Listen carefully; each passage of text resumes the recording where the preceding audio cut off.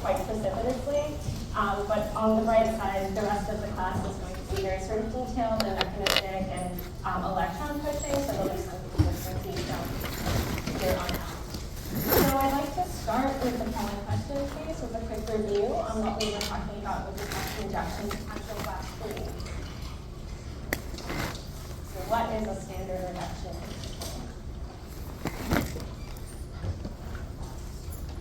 Good. Okay, sounds good. I wanted to start today with a very quick, brief review of what we talked about on Friday, because then we're going to dive into the electron transport chain, and you need to use the concepts that I lectured about on Friday to understand what we're going to talk about today. So essentially, the lecture today, we're going to go through the electron transport chain. We're going to touch on ATP synthase, which is the thing at the end of the ETC that generates ATP from that battery that's been charged up with by moving electrons in a stepwise manner down with their standard reduction potential. We're going to focus and really hammer this idea that it makes use of this delta psi, delta pH, psi being the voltage, delta pH being the difference in the proton concentration across the membrane. And by the membrane, I mean inner mitochondrial membrane. So I'm going to make sure that I'm being captured by the microphone. I'm going to briefly give some definitions about membrane so we're all on the same page for the rest of the lecture. And then I hope to get through at least some aspects of the shuttles before we break to the week end. Okay, so this is a little schematic of the mitochondria and a general overview of what we talked about last week. I want to make a couple of points here first. Recall that mitochondria are double membrane organelles, meaning they have two lipid bilayers. Okay, two lipid bilayers. And these are called the inner mitochondrial membrane, or IMM, or outer mitochondrial membrane, or OMM. And the intermembrane space I'm going to refer to as the IMM. You will hear me refer from time to time as the IMS interchangeably with the cytosol. And the reason is because this membrane on the interior is very tightly packed, because recall that lipid cardiolipin, which has triglycerols and really makes this rigid membrane that's not permeable to ions, which is critical for charging up that battery. But the outer mitochondrial membrane is not that way. It has large holes. And so metabolites and ions are in equilibrium with the cytosol. So I will interchangeably say IMS and cytosol to refer to the exterior facing side of the mitochondria, and it's because of the nature of the outer mitochondrial membrane. Please don't be confused. So for example, here I refer to it as both cytosol and IMS. Okay, so last Friday, a week ago, we talked about how you can capture changes in standard reduction potential from electron pairs in order to do work. And so we started with this idea that you can charge up these ratios of electron carriers. These are redox ratios of, for example, NADH. You can transfer those electrons to a series of electron carriers that have higher standard reduction potentials. Recall that delta G term was negative n number of electrons at Faraday constant times delta E naught prime. That's the difference in standard reduction potential. So we go up the standard reduction potential to be favorable, and that gives us a negative delta G. Once we transfer those electrons, we capture that energy stepwise in increments, and we use that to do work. And that work in this case is pumping. We pump protons across the inner mitochondrial membrane. And in doing so, we make this cellular battery in the mitochondria. And so cells use this this difference in concentration gradient, which both has a charge or voltage component, delta psi, and also delta pH, which is the concentration of protons to do work. And that work in this case is synthesizing ATP, which is the chemical currency of the cell. Okay, so like I mentioned, in order to get this to work, you need to make sure that this inner mitochondrial membrane is not permeable to ions, okay? So that's where we have cardiolipin. And recall, these membranes themselves are phospholipid bilayers. And those phospholipid bilayers have this hydrophilic or water-loving head group linked covalently to two acyl chains, which are very hydrophobic. And so this, when you put it in water, they can self-assemble into these lipid bilayers where the aqueous phase is pointing out and the hydrophobic phase is pointing in. And it's a really, really good way of separating compartments within cells. Okay, are there any questions? So, On Friday, we talked a lot about sort of the conceptual underpinnings of this process, about redox reactions, about standard reduction potentials, and so on.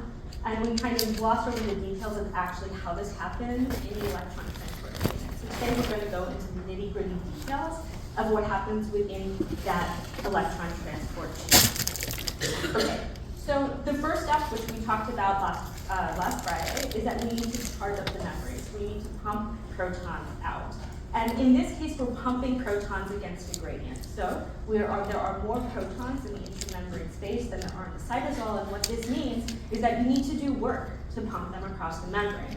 Actually, ion pumping is very energetically intensive. The kidneys, for example, require a lot of ATP because they're constantly pumping solutes against their concentration gradient. And it's no different in the mitochondria, so we need to do work to charge the membrane. So I'm going to quickly draw this. If we have a membrane, in this case this line is the lipid bilayer, what we're doing is we're taking protons or hydrogen ions and we're pumping them across a membrane that's not permeable so that there's a higher concentration of protons or hydrogen ions on the exterior side than the interior side. This gives us two terms. It gives us a delta pH that refers to the difference in concentration gradient. It also gives us delta psi, and delta psi is that voltage. And this is called the chemiosmotic potential. There are both pH-dependent processes and voltage-dependent processes. For today's lecture, we're going to focus most on the pH-dependent processes. I just want you to know and understand that both are important. Okay. So I want to make a quick point here before we dive into the electron transport chain that this idea of pumping ions, like I mentioned in the kidney, is actually not unique to OXPHOS. And by that, I mean, you may have heard, for example, of something called the sodium-potassium ATPase. And so sodium-potassium ATPase actually sits in the plasma membrane, so it is a membrane, just a different membrane. And it's a transmembrane protein, meaning it spans both sides of the membrane. And what it does is it pumps cytosolic sodium out here, Na3 plus. So it pumps 3 sodium ions out and exchanges it for 2 potassium ions that come in. So this, in this case, this is outside of the cell, this is inside of the cell in the cytosol. So like the mitochondria, so similar to what we're seeing with the electron transport chain, we're pumping ions against their concentration gradient. There is, in fact, more sodium outside of every cell in your body than there is in, and likewise, there's more potassium inside of every cell in your body than there is out. So it does two things. It actually moves more net charge out than in, so 3 Na plus, 2 potassium, and it also changes the concentration of these ions, moving them against their concentration gradient. So this is obviously really unfavorable. The net result here is you're getting both a delta psi, like I said, with that voltage term, and you're also having a difference in the concentration of your sodium plus ions and a difference in the concentration of your potassium ions. But clearly, because this is not favorable, you need to couple ATP hydrolysis to make this work. So in order for this pump, this transmembrane pump, to do this thing, right, to keep the ion balance correct on either side of your plasma membrane, you hydrolyze ATP. So this takes ATP and turns it to ADP, an inorganic phosphate, okay? But you cannot use ATP to make ATP. That should be very, very clear at this moment. So if you're consuming ATP, this is not something that you can then harness to generate ATP for the cell. And so to synthesize ATP in the mitochondria, we have to do something slightly different than what happens ubiquitously in every plasma membrane with a sodium-potassium ATPase, and we actually need an energy input. And the energy input in the context of the mitochondria comes from favorable redox reactions, which we talked about last Friday. So in a nutshell, what happens is we have a reduced electron carrier, for example, NADH. This can also be FADH2. We oxidize this electron carrier, so this turns it into NAD+, or FAD, flavin adenine dinucleotide, which I think we've seen before. And in doing so, liberates 2 electrons, a pair of electrons. And then these electrons ultimately pass through the electron transport chain, and they reduce oxygen to water.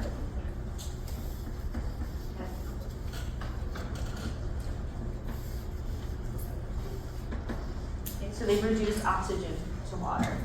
So what is in between this? What's in between the transfer of these electron pairs to this electron transport chain and the ultimate reduction of oxygen to water? It turns out that this here is a series of multi-subunit meaning multiple polypeptide chains,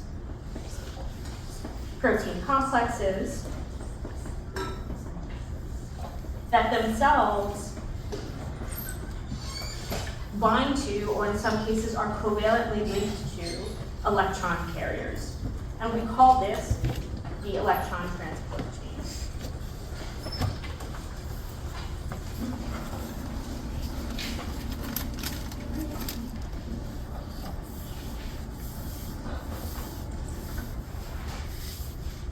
So this works because of the mathematics of these standard reduction potentials. It works because the delta E naught prime of NADH is lower than the delta E naught prime of O2. So electrons will favorably flow from NADH to molecular oxygen. So in other words, E naught prime of NAD to NADH. Remember, E naught prime are standard reduction potentials. They refer to half reactions, so reduction half reactions.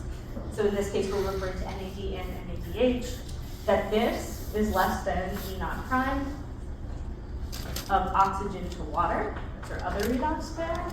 In this case, this is the donor. And this is the acceptor.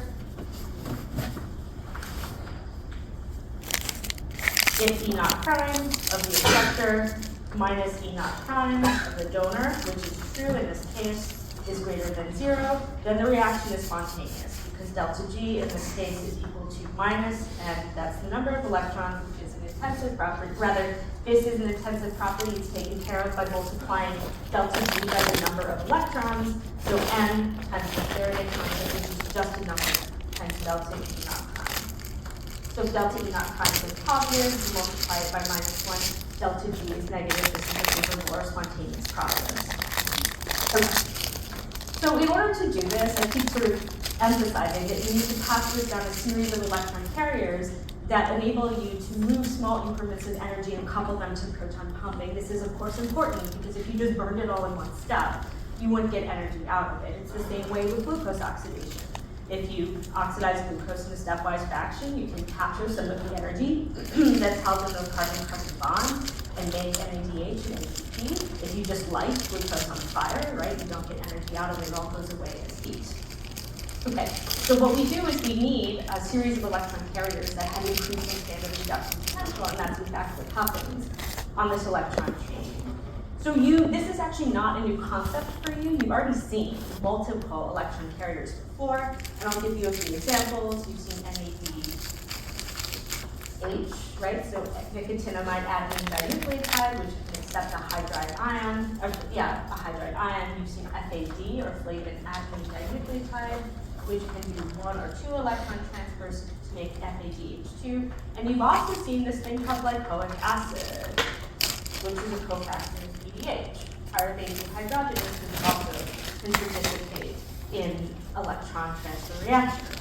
So I now need to describe some of the other electron transfer reactions, or rather electron carriers that are present in the mitochondria in order for us to move on to talk about the electron transport. So first, we're going to talk about, can we have So first we're going to talk about something called flavin mononucleotide. So I'm putting it up here. It's also a handout, so it's available on Canvas. And flavin mononucleotide is something that should be familiar to you because it looks a lot like FAD. So FMN is flavin mononucleotide.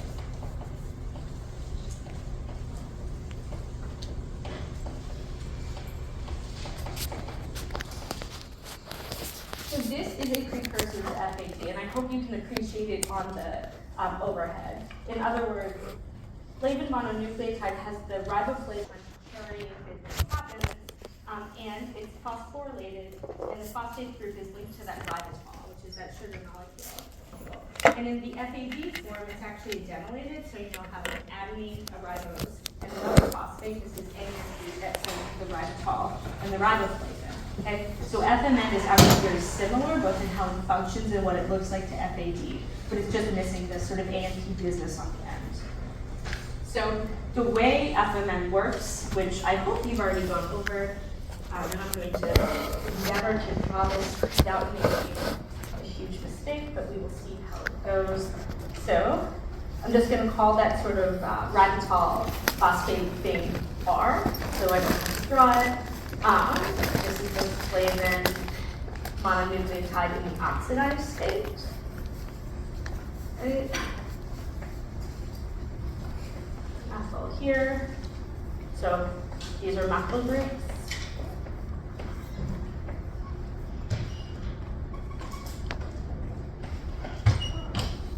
Okay.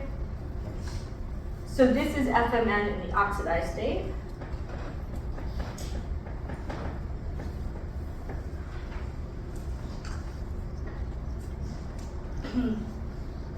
It can accept a hydride, okay? So that's a proton with 2 electrons. It can accept a hydride right here.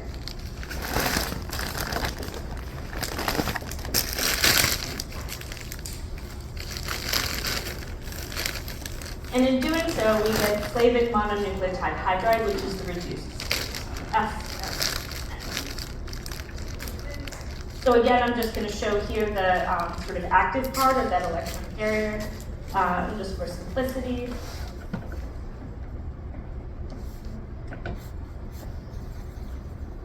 Okay, so this is FMN H2, the reduced state. Okay, note what I've shown you here is a 2-electron transfer as a hydride. But the electron transport chain also requires 1 electron carriers. These are usually metal ions, particularly in the electron transport chain. So the 1 electron carriers that we use are typically metal ions. And so we have to go over a few metal ions that are going to be used in the electron transport chain in order to move single electrons around. Why do we need to move single electrons around? Well, it turns out that NADH is capable of transferring a pair of electrons as hydride, so it only does 2 electron transfers. But the last step, which we're going to talk about in a few moments of the electron transport chain, transfers a single electron to oxygen to make water, and therefore somewhere in that whole business, you need to break up those 2 electron transfers into 2 1-electron transfers. Okay, so one of the metal ions that's commonly used in the electron transport chain is iron. Okay, so you probably learned about iron with Professor Yaffe as hemoglobin. It actually exists in multiple different, it actually is a very reactive metal, and therefore it's used in multiple different contexts in cells to catalyze different kinds of things. But it is also used in the electron transport chain for these 1-electron transfers. And so iron is usually linked up to proteins in the form of iron-sulfur clusters. So I'm going to draw a schematic of an iron-sulfur cluster here. So here's a protein. It has cysteine residues, which have a sulfur. Okay, that's the sulfur part. The sulfur part is actually what coordinates the iron. So I'm going to kind of draw dashed lines here to show that it's coordinating the iron. Iron can exist in both the 3+ oxidation state and the 2+ oxidation state. Those are off by 1 electron, so this is a 1-electron transfer. And so what we can do is in this iron-sulfur cluster, if we add in an electron, we can turn this into the 2+ oxidation state, and likewise, if we remove an electron, we can go back to that 3+ oxidation state. Obviously, this oxidation state is the oxidized form, and the Fe2+ is the reduced form. And so we refer to these as these iron-sulfur clusters.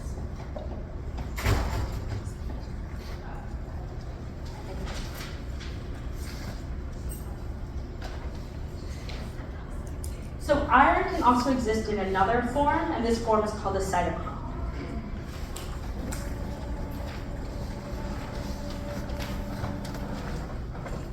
Okay. You have also seen cytochromes before. I think I have a handout for cytochromes. I'm going to endeavor to draw this in the board, but it's by far better this particular. Just to draw cytochromes. Or figuring out the board. We'll start with this. So I hope you've seen a structure like this before with Professor Yappi. It's present in hemoglobin. We're called hemoglobin. So in hemoglobin, this whole molecule is covalently linked to the protein through a histidine residue, okay, which actually coordinates the iron itself. And the iron is down to a heme ring, which is a porphyrin ring. Okay, the porphyrin ring coordinates the iron is covalently linked to the histidine, and this is responsible for moving oxygen from the deep within the body. It's very important for multicellular organisms where sort of the lungs and gas exchange is in a distant location from where the gas is actually needed. But porphyrin rings didn't actually evolve the oxygen carriers in mammals, and that makes sense because mammals evolved relatively late in sort of they evolved relatively late compared to unicellular organisms and prokaryotes in particular. And so it turns out that hemoglobin itself actually evolved from something called cytochromes, and the cytochromes are also electron carriers in this electron transport chain. So these cytochromes actually evolved first as a way to carry electrons.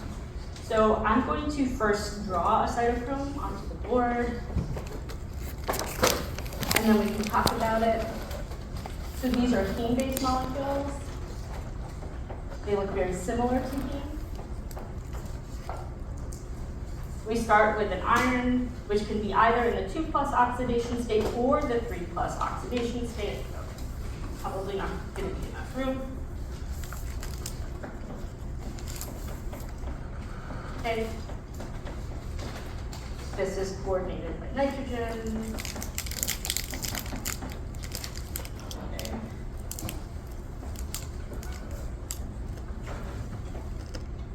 And then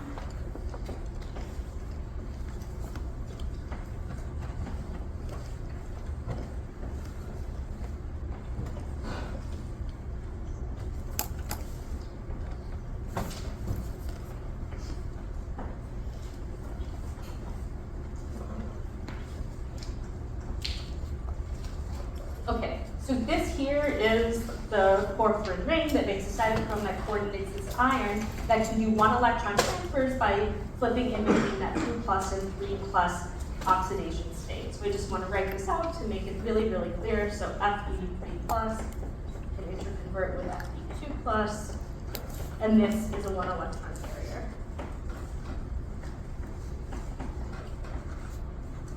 So this is actually a fully conjugated ring system, and it chelates this iron, which enables it to flip between these 2 oxidation states.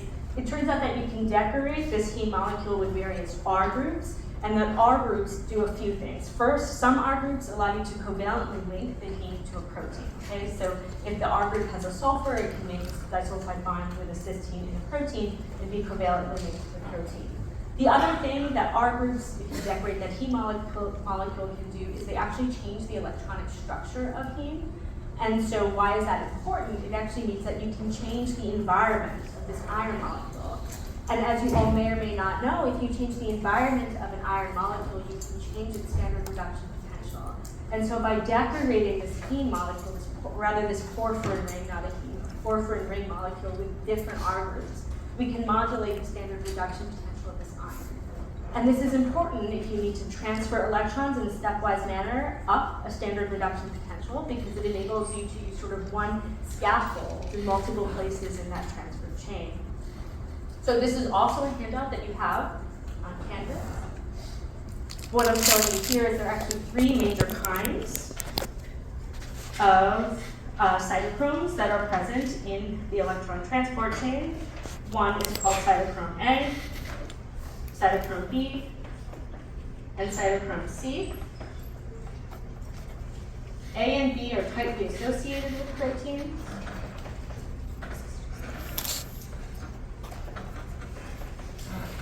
And cytochrome C is covalently bound to proteins.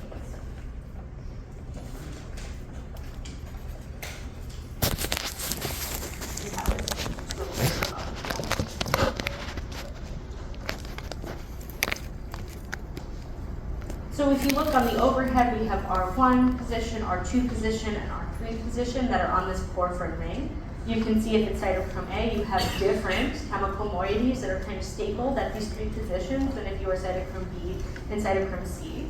And in fact, cytochrome C can be linked to a protein to the sulfur atom. So that would be a cysteine residue. So sometimes in the finding. So these porphyrin rings that are bound to iron are really important one-electron carriers. There's actually a historical note that I'd like to mention before we move on, which is that historically, remember Professor Yaffe is always saying, in order to do biochemistry, you need an assay that enables you to distinguish, right, between multiple biochemical states. And this is sort of a key way that biochemists throughout the 1900s and even today in the 2000s were able to monitor the extent of different reactions. And because these different R groups on heme or on this porphyrin ring change the electronic structure of this conjugated mixed system, it actually alters the UV-Vis absorbance properties of these different cytochromes. So A, B, and C actually have distinct UV-Vis absorption properties, and those absorption properties were historically used to distinguish between these molecules spectrophotometrically for biochemical assays. This is, of course, really important in the electron transport chain because if you manipulate the standard reduction potential, now you can daisy chain these together and move electrons through your transport chain in a direction that consistently moves up delta E naught. So another carrier that I need to go over is called coenzyme Q. Oops. Actually, before we do coenzyme Q, I'd like to talk about copper. So copper is another metal ion that's found in the electron transport chain. It is also chelated by proteins, but in this case, it's by a different amino acid residue. It's actually chelated by cysteine.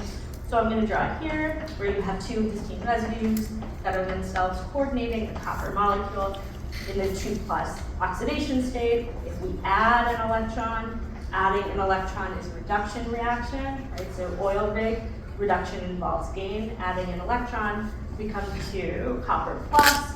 This can be reversed by removing an electron to go back to copper 2+. And it is another one electron carrier, a metal ion that is a one electron carrier within the electron transport chain.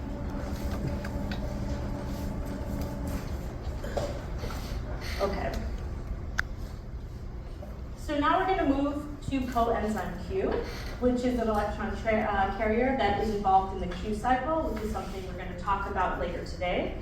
Coenzyme Q is also called ubiquinone, ubiquinol. This is similar to NAD, NADH in the fact that it actually refers to whether it's reduced or oxidized. Ubiquinone is the oxidized version of coenzyme Q. Ubiquinol is the reduced form of coenzyme Q. It is also called CoQ10. Q10. And if you take supplements, you might see CoQ10 as a supplement that's available and is present in some multivitamins, and we'll talk about sort of what that 10 refers to in just a moment. Okay, so coenzyme Q is important because it can be a 1 electron carrier or a 2 electron carrier. And in fact, it's used in the electron transport chain to take 2 electron pairs and split them, and this is an important role that it plays. So, I'm going to draw coenzyme Q for you and actually show you how it participates in a 2 electron transfer, and then we'll sort of extrapolate as to how it does a 1 electron transfer. So here's the coenzyme Q molecule to start.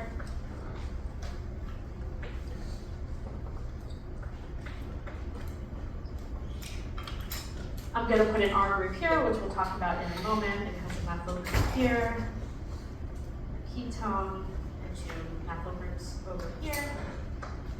If we take an electron, single electron, and we add it right here, we make something called semiquinone, which is that stabilized radical.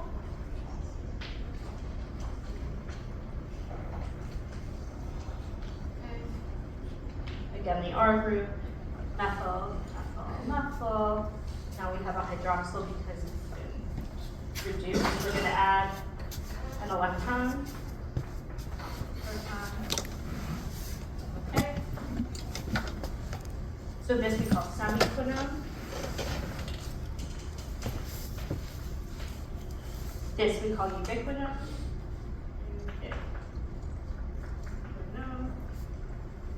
And if we add one more electron,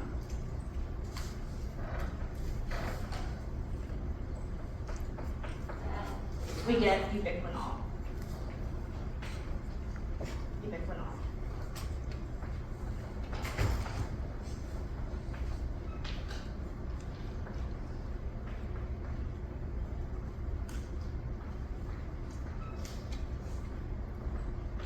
Which we'll refer to as UQH2, and this we refer to as U2. So what you can very quickly see is that this can accept one electron at a time to a stabilized radical intermediate and ends up in ubiquinol. The net result is a 2-electron transfer. Actually, should draw this electron in. The net result is a 2-electron transfer, but it can be split up into 1 electron transfer step. This is an unpaired electron. We know that these are generally unstable and they're very reactive.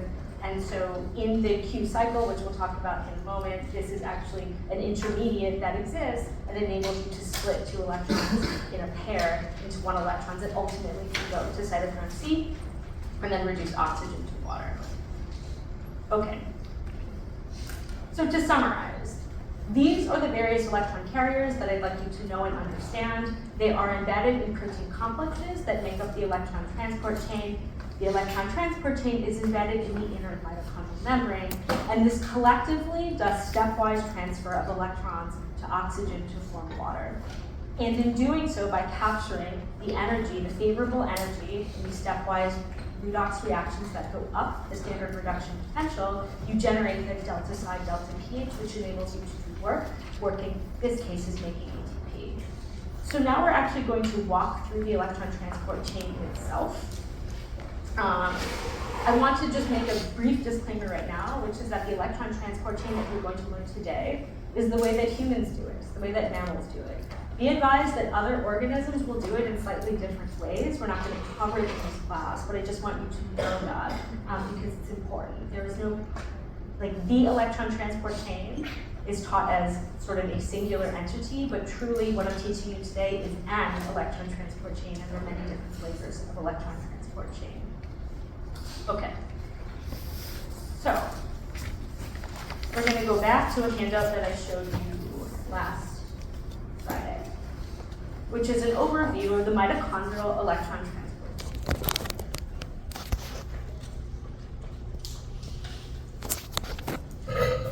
So now we're going to go over the mitochondrial ETC, electron transport chain.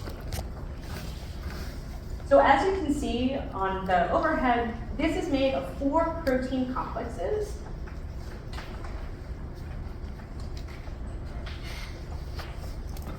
Okay.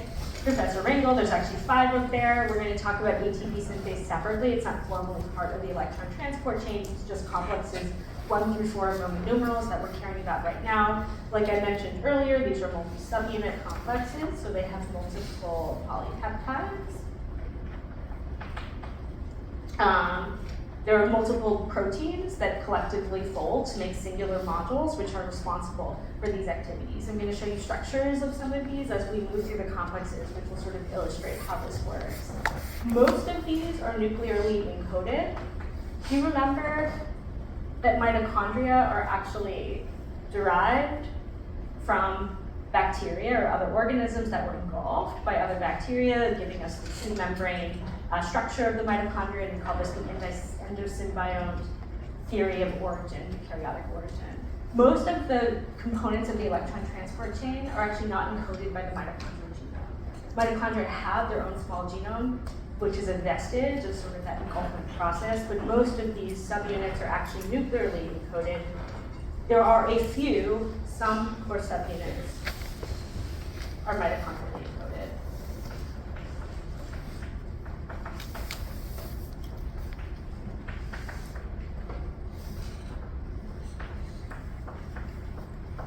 There is also one soluble membrane-associated protein,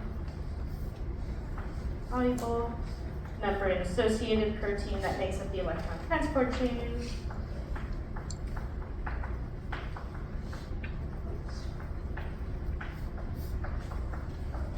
And coenzyme Q.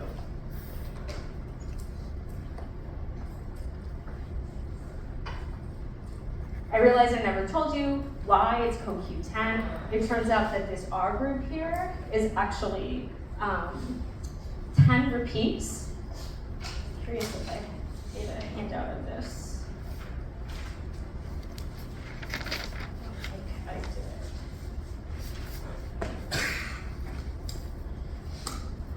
So I'll just draw it for you. It turns out this R group is actually 10 repeats of something called an isoprenyl group. And an isoprenyl group looks like this. So this is the isoprenyl group. And because there are 10 of them that are linked covalently in a long chain to this coenzyme Q, first of all, it's where this CoQ10 comes from. It's 10 isoprenyl groups. But second, it makes this molecule very hydrophobic, and it actually sort of, that chain, that tail, sticks into the membrane, and it freely diffuses in the membrane and carries electron between these complexes. Okay, so the CoQ pool is actually freely diffusing in the mitochondrial membrane, and it can exchange between these different oxidation states depending on which complex it's touching. Okay. And lastly, I want to make this point again that all of these complexes are embedded in the inner mitochondrial membrane. So recall, I'm going to use inner membrane space and cytosol probably interchangeably to refer to the place where that proton gradient, where those protons are pumped, that has a higher concentration of protons compared to the inner mitochondrial, the lumen of the mitochondria, which we also call the mitochondrial matrix. Okay. So now we're going to go through the electron transport.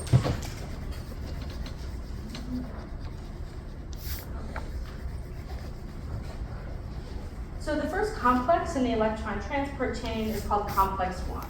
Okay, complex 1. It's also called NADH,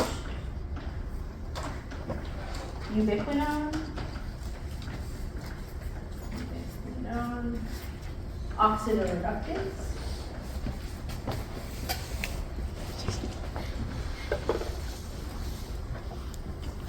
So as you can probably guess from the name, its role is to oxidize NADH to remake NAD+, this makes NAD+, and in doing so, it sends 2 electrons into the complex.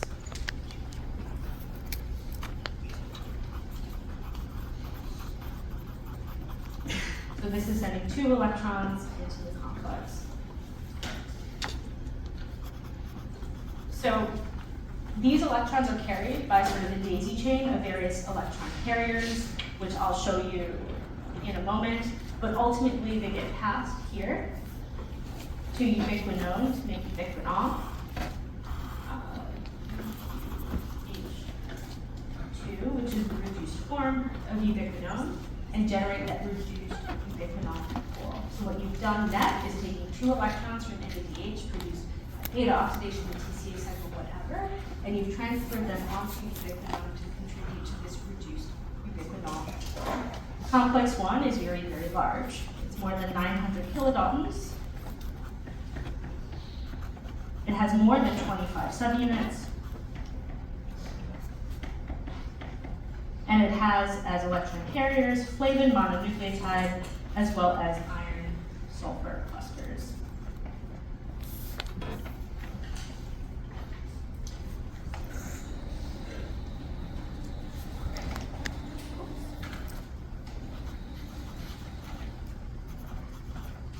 So how does this work? Here I'm showing you complex 1. Like I mentioned, it takes NADH and it transfers 2 electrons to an electron carrier to remake, to oxidize NADH back to NAD.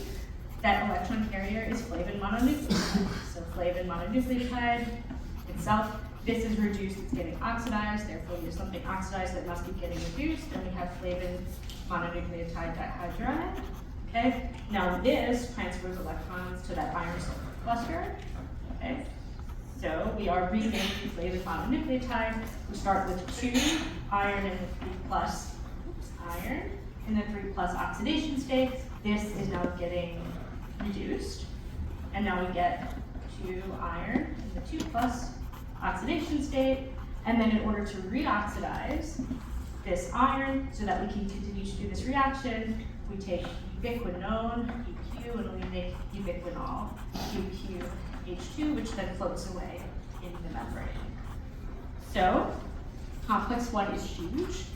Like I mentioned, this is also present in the handouts that are available on Canvas, but what I really want you to appreciate, this is a cryo-EM structure of complex 1.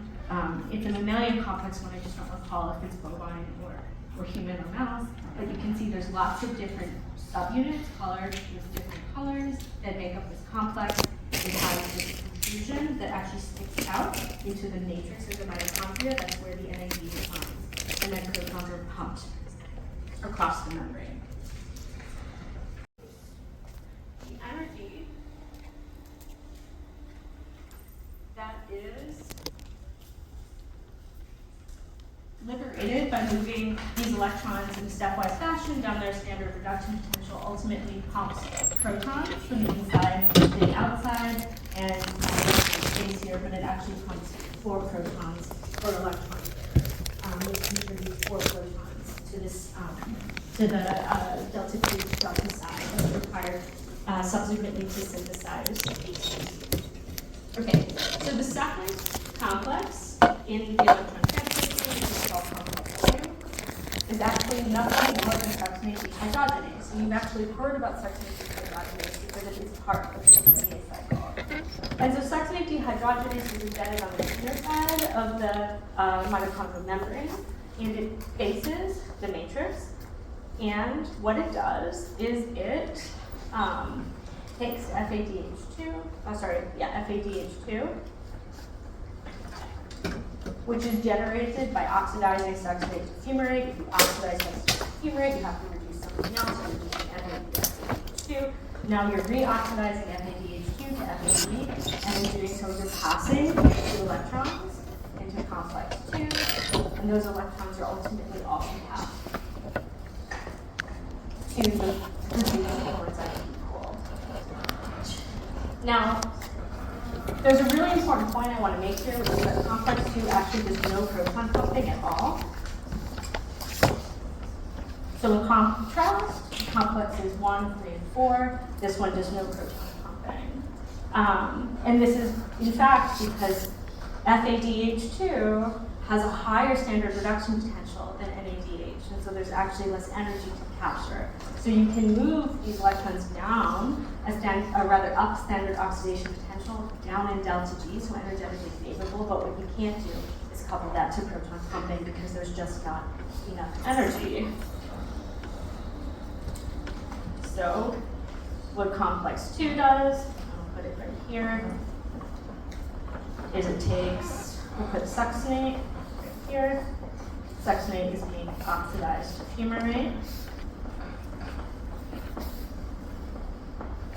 We need to reduce something else, so we take FAD to FADH2. Okay. This now needs to be reoxidized, so we're going to take iron 3 plus and make iron 2 plus.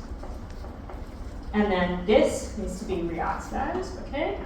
And we do that with ubiquinone to make ubiquinol, UQ H2, and now this floats away and joins the ubiquinol pool. So the electron, in the electron transport chain, complex 2 is actually a bit of an outlier, so it actually feeds electrons into that ubiquinol pool. But there's no transfer of electrons between complex 1 and 2. Okay, these are actually named historically, and they're not part of the actual chain.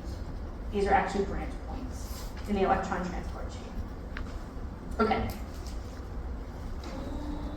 So now we're going to move on to complex 3. So complex 3 is here. It's called cytochrome C reductase. I think I have a complex 2 slide as well. This is just because they're beautiful. You can see there's a transmembrane portion, but the business of complex 2, the actual enzymatic subunits, are located in the matrix. and they're essentially part of the electron transport chain. Or sorry, they're part of the TCA cycle. So when you learn the TCA cycle, you learn it in like a circle, right? And usually succinate dehydrogenase is somewhere over here. It's actually embedded in the mitochondrial membrane. That was something I didn't fully appreciate when I first learned the TCA cycle. Okay, so complex 3, cytochrome C reductase. So this is another very large multi-subunit complex, not as big as complex 1. It's 250 kilodaltons, it's about 10 subunits. And the electron carriers are what are called B-type cytochromes, so cytochrome B, and iron sulfur clusters.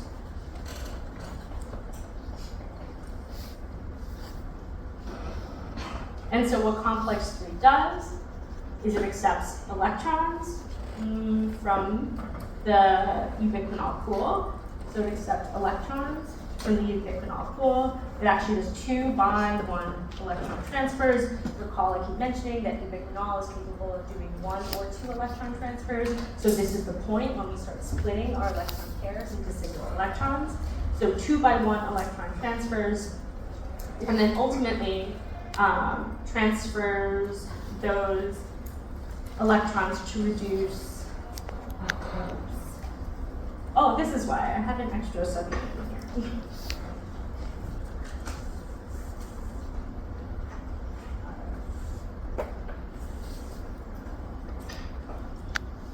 Takes these electrons and uses it to reduce something called the cytochrome C.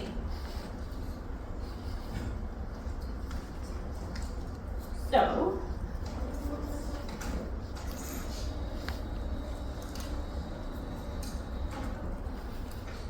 the reaction catalyzed by complex 3 is as follows.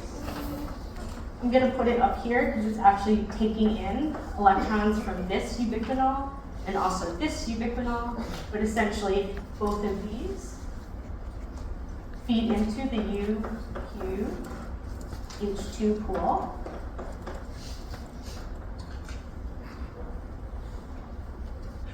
Oops. There we go. The UQH2 pool, this gets oxidized back to ubiquinone. This is UQ, ubiquinone, and in doing so, we have 2 by 1 electron transfers in something that's known as the Q cycle, which we'll talk about in a moment. And it transfers electrons to cytochrome C. If it's transferring electrons to cytochrome C, that means that cytochrome C is now reduced. Okay.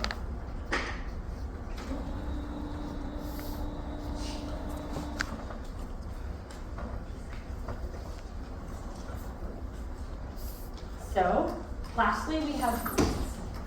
I'm going to show you 2 more things. One is this is complex 3. So you can appreciate that it's a big complex with multiple subunits, but it's not quite as big as complex 1. The other thing that I want to point out is that cytochrome C is actually a really kind of tiny protein that floats around on the outside of the inner mitochondrial membrane. So it's sort of tethered to the inner mitochondrial membrane, but on the IMS side, the membrane space side, it's this thing. Okay, it has a heme molecule that it holds, and it moves electrons sort of by this lateral diffusion across the membrane between complexes 3 and 4. But the point I want to make is like cytochrome C is really, really, really tiny. It's a mobile protein electron carrier that has cytochrome bound to it with an iron molecule embedded inside. But these complexes that actually catalyze this proton pumping themselves are very, very, very large. Oh, I should mention that complex 3 also pumps protons, and it pumps 4 protons for electron pair. All right, so now we're here at complex 4. So complex 4 is about 160 kilodaltons. It's about 13 subunits. It contains A-type cytochromes. And it also contains copper. All right. What it does is it accepts electrons from cytochrome C and uses those electrons to reduce oxygen to water.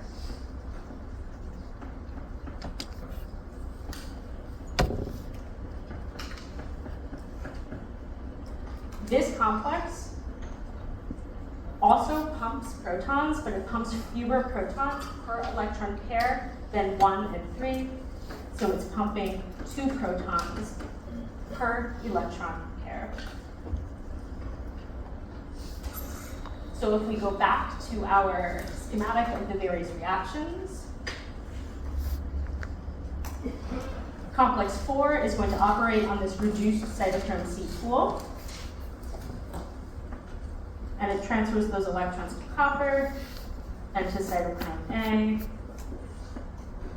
and then to oxygen, which is our terminal electron acceptor. It has the highest standard reduction potential of all of the carriers in this electron transport chain to water.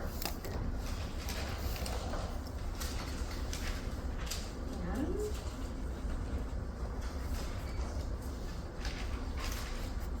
here is the structure of complex 4.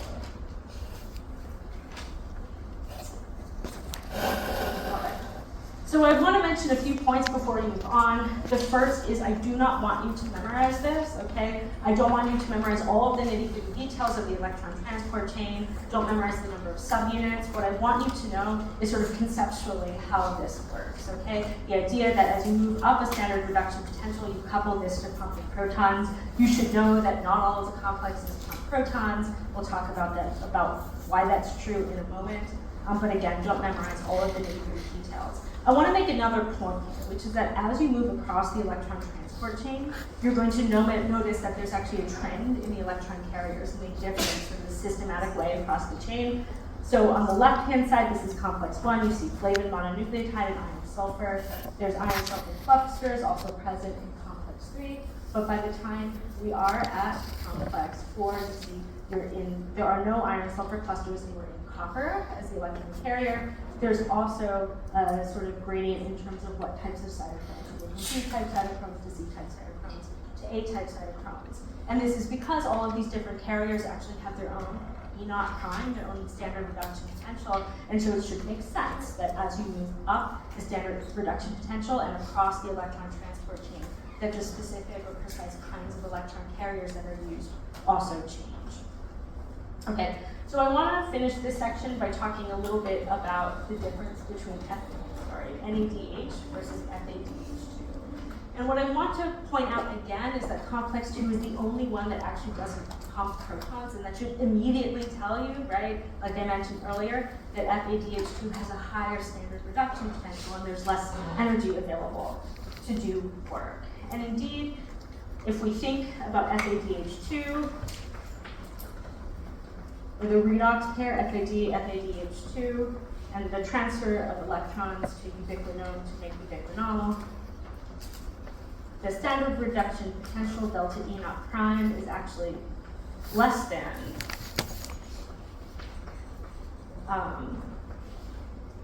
the delta E0 prime of taking NADH and transferring those electrons to the ubiquinone pool to make reduced ubiquinol.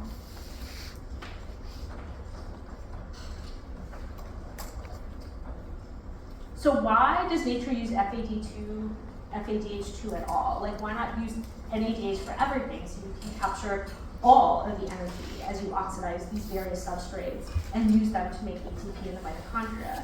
And it turns out it's actually because not every bond that's oxidized during fatty acid oxidation or glucose oxidation, etc., has the same value, has the same energy. It turns out that a ketone, so C double bond to O, has a lower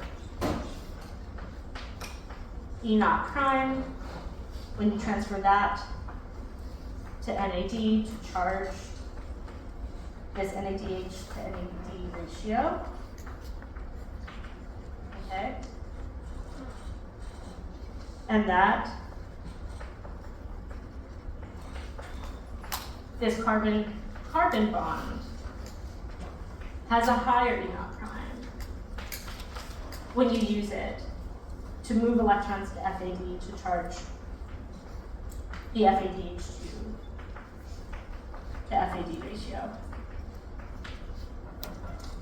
And that is because the FADH2 E naught prime is larger than the NADH E naught prime. So this redox pair, this redox half reaction, has a higher E naught prime than this redox half reaction.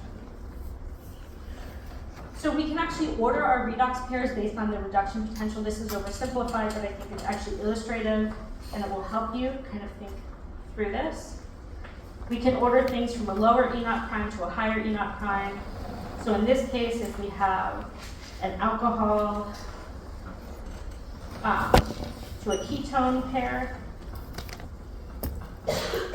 that has a lower E naught prime than if you reduce a carbon-carbon alkane to an alkene. So this is the single to double bond conversion.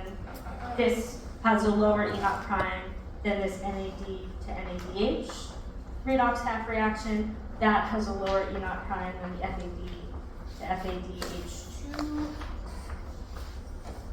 redox half reactions, and that has a lower E naught prime than the ubiquinone to ubiquinol redox half reaction. So this here is higher E naught prime. And so this combination of redox half reactions is something that we see in both glycolysis and the TCA cycle. This set of redox half reactions from here to here is used both in the TCA cycle and also in fatty acid oxidation. So this is something like succinate dehydrogenases, for example, or acylcholine dehydrogenase in fatty acid oxidation. And then if we layer this on top of the ubiquinone pool or the reduced ubiquinone pool, this one is capable of pumping protons, but this one does not pump protons.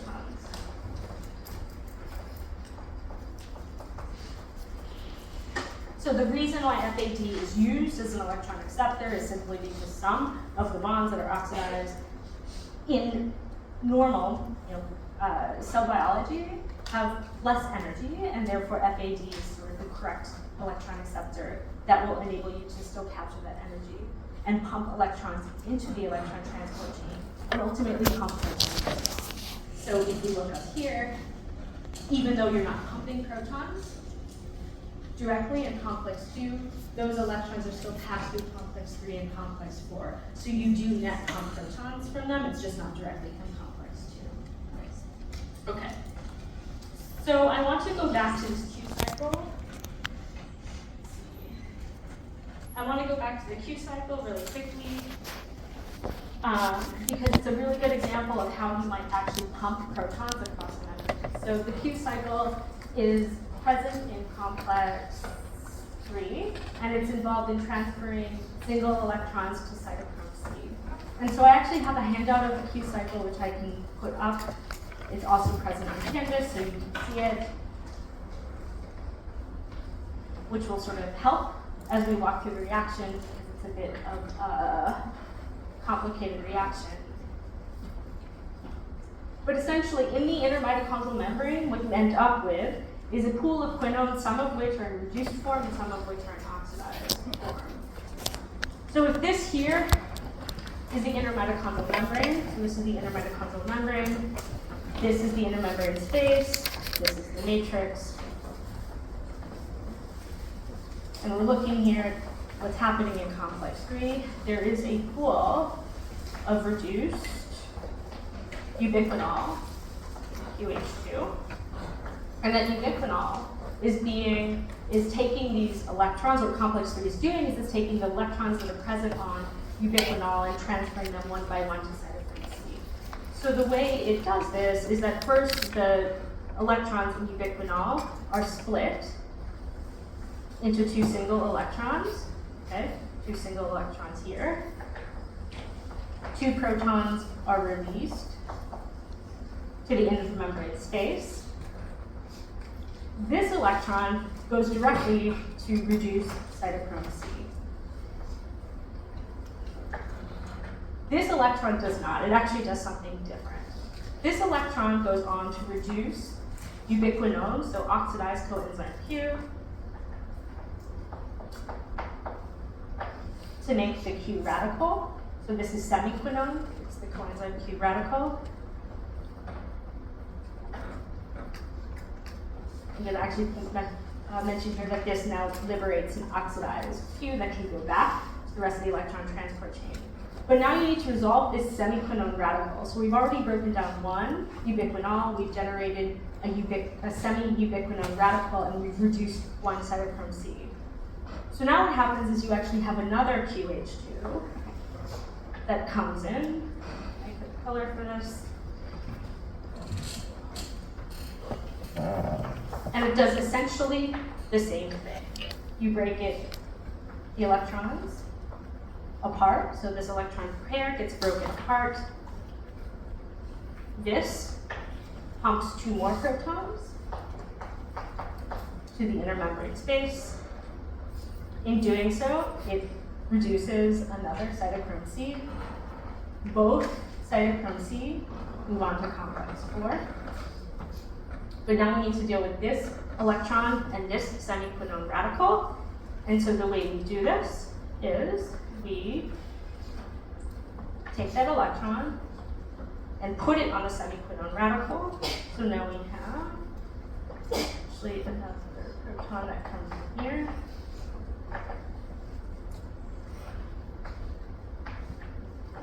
QH2. So the net result of this reaction is we've taken one ubiquinol, which we've generated either from complex 1 or complex 2, both feeding in to that ubiquinol pool. One ubiquinol reduced coenzyme Q. We've broken it apart. We've taken both of those electrons and transferred them in stepwise fashion, one at a time, onto cytochrome C. It's actually two cytochrome Cs, right? Because these are single electron transfers. And in doing so, we have liberated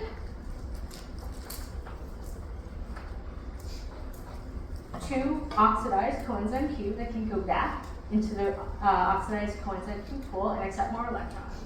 And we've regenerated one ubiquinol. Now this seems like maybe a really convoluted way for nature to do this, but the reason it does it this way is because it's a way of taking protons and moving them from the inside of the mitochondrial matrix to the outside of the mitochondrial matrix. And this is one mechanism by which the electron transport chain moves or pumps protons across that membrane. Okay.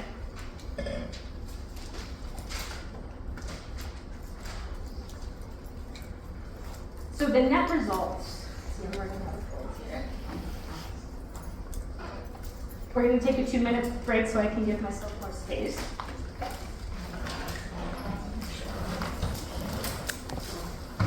So you can kind of see what happens and finish up the electron transport chain.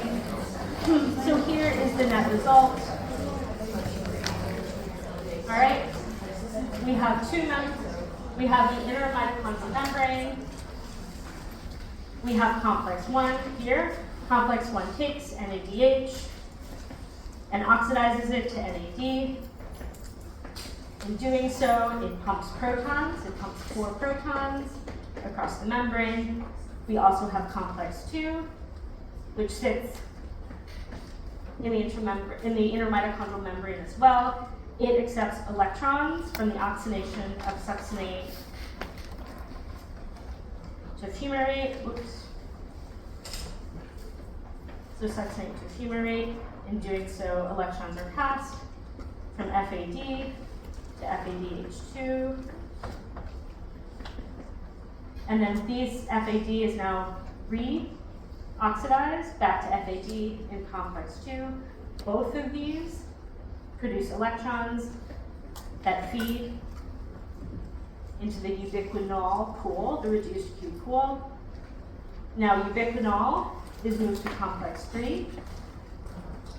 Complex 3 uses that Q cycle to transfer 4 additional protons. Okay? The electrons get transferred to cytochrome C. Cytochrome C carries those electrons by laterally diffusing into the membrane to complex 4. And complex 4 takes oxygen and transfers the electrons to reduce it to water. In doing so, it pumps 2 additional protons, I'll make that blue for consistency, 2 additional protons per electron pair. Note that the electron acceptor here, the terminal electron acceptor here is oxygen. It doesn't actually have to be oxygen, it's just oxygen because it turns out our atmosphere is 22% oxygen, and it's sort of a convenient electron acceptor for mitochondria to use. But 2 billion years ago, sort of before there was a lot of oxygen available to capture our electron waste, there were other chemicals, other atoms, other molecules that were used as electron acceptors. So there's nothing special about oxygen. It's just convenient for oxidative phosphorylation in an oxygen-rich atmosphere.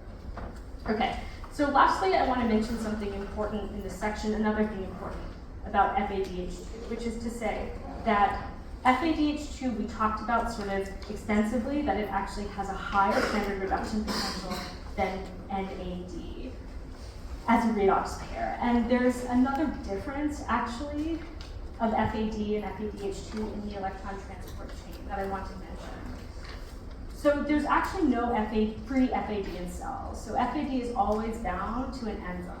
Okay, so it doesn't freely diffuse in the cytosol, it doesn't freely diffuse in the matrix. And what this means is that the enzymes that use FAD to make and remove double bonds, to oxidize and reduce double bonds on carbon, also are covalently bound to FAD as it converts from FAD to FADH2 and back. And so some of the enzymes that catalyze this reaction, one being acyl-CoA dehydrogenase, which you learned about from Professor Vanderheyden in fatty acid oxidation, some of these enzymes also can pass electrons to the electron transport chain. And they do that in the same way that succinate dehydrogenase passes electrons to the electron transport chain. Essentially, those electrons are transferred to the Q pool, the reduced coenzyme Q pool, which then can transit to complex 3 and complex 4. But what this means conceptually, the point that's really, really important for you to know, is that that means that there is not the electron transport chain. The one that includes succinate dehydrogenase as complex 2 is an electron transport chain. You can essentially substitute any complex that's in the inner mitochondrial membrane that uses FAD as an electron carrier and reduces coenzyme Q to ubiquinol to transfer electrons to the reduced ubiquinol pool and use those electrons to power ATP synthesis. Okay, so there is not one electron transport chain, there are actually multiple branches. If you enter in at complex 1, you go from NADH, complex 1, to the Q pool, to 3, to cytochrome C, to 4. If you come in at succinate dehydrogenase, you actually come in at complex 2, to the Q pool, to complex 3, to cytochrome C, to complex 4, and so on and so forth. Does that make sense? There's actually branching in this electron transport chain. So the last part of the electron transport chain that I'm going to talk about today is this thing called ATP synthase. And it turns out that there's another part. Like I've shown you essentially how you transfer electrons down this electron transport chain, shown you how you couple it to proton pumping, but I've yet to show you how you actually make ATP. And it turns out that there's this one last complex called complex 5, or ATP synthase, that does it.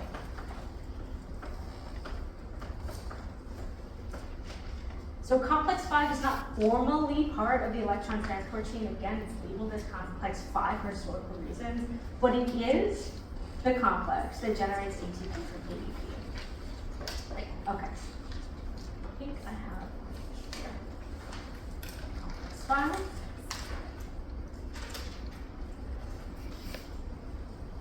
So I want to talk a little bit now about how it works.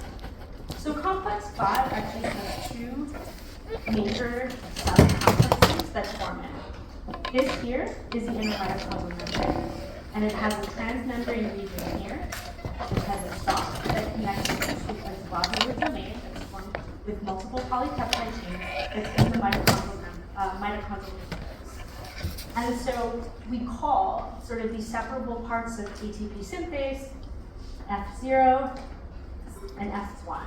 F1 being the part that's in the mitochondrial matrix, and F0 being the part that spans the membrane. Okay, it's actually not F0, it's actually FO, because it turns out that it was named for being the oligomycin sensitive component of ATP synthase, because oligomycin is a poison that targets ATP synthase, but that's just historical tidbit that I want to sort of mention. So complex 5, which is called ATP synthase, is also sometimes called F0, F1 ATPase, which refers to the same thing. So complex 5, ATP synthase, FO, F1 ATPase are all complexes. So how do you transfer protons? Or how do you use this delta H, delta psi to power ATP synthesis? It turns out that this complex works through a mechanism that's called rotational catalysis. Okay, so the mechanism of ATP synthase is rotational catalysis. And I'm going to explain what that means right now. So essentially, this F1 subunit, I can draw it on the board. I tried it last night and it was terrible, so I'm going to use the overhead, which is also best to demonstrate. So this F1 subunit, which is sticking into the mitochondrial matrix, is actually made of multiple polypeptide chains, and they're called alpha and beta. Beta is an enzyme, okay, that can catalyze ATP synthesis by binding to ADP and inorganic phosphate. This has symmetry. So each alpha beta dimer here is shown as one wedge of this circle. And these alpha beta dimers have binding sites that are referred to as the L state for loose, the T state for tight, and the O state for open. Those are all listed here. In the center of this machine is a stalk, is what's called the gamma subunit. And the gamma subunit has asymmetry. It's sort of like a rotary motor. So here you see, instead of being symmetrical like a circle, it's sort of like a shape. That's because this stalk, or rather this inner component, the gamma subunit, has asymmetry. And if you rotate this entire thing, this alpha beta hexameric multi-subunit complex around this gamma protein, what happens is you change the conformation of beta. So for every 120 degrees you rotate, you take something in this open state that's binding to ADP and phosphate, you turn it into the loose state, which brings ADP and phosphate close together, which enables you to catalyze the phosphorylation of ADP, which is super unfavorable, which happens in this T state, okay? So there are 3 conformational changes with sequential 120 degree rotations about this asymmetric gamma protein. Now, how do you drive this rotation? Because this rotation is central. It's necessary for rotational catalysis. And this, in fact, comes from the proton gradient. Okay? It turns out that this F1 subunit associates with the F0 subunit, which is present in the inner mitochondrial membrane. Okay? The F0 subunit is composed, again, of multiple polypeptide chains. This A subunit actually spans the membrane and contains 2 half channels for photons. What I mean by a half channel for protons is there's a half channel that goes about halfway through the membrane that enables protons to enter in, and another half channel that goes halfway through the membrane that enables the protons to exit. And these half channels are linked by water bridges in these C subunits. And as protons move across those subunits, it rotates the gamma subunit, which is here, and catalyzes ATP synthesis. So how does it actually do this? So how do you move a proton through two half channels and around this sort of rotary thing in response to this proton gradient? The answer actually comes back to amino acid biochemistry. It comes back to our good friend, aspartate. So aspartate is an amino acid that has a side chain with carboxylic acid, okay? If you recall from Professor Depp, the pKa of an amino acid determines whether it's going to be protonated or deprotonated at a given pH. Recall, across the inner mitochondrial membrane, there is a pH gradient. Okay, there is a higher pH in the matrix and a lower pH in the inner membrane space. What that means is that aspartates, if you have this gradient, are more likely to pick up a proton in the intramembrane space and release it in the matrix because there's more protons on the top and less protons on the bottom. And this is actually the molecular basis by which this proton gradient, this delta pH, is coupled to ATP synthesis. Now I want to actually mention that this process is fully reversible. There's actually no reason why you should only synthesize ATP.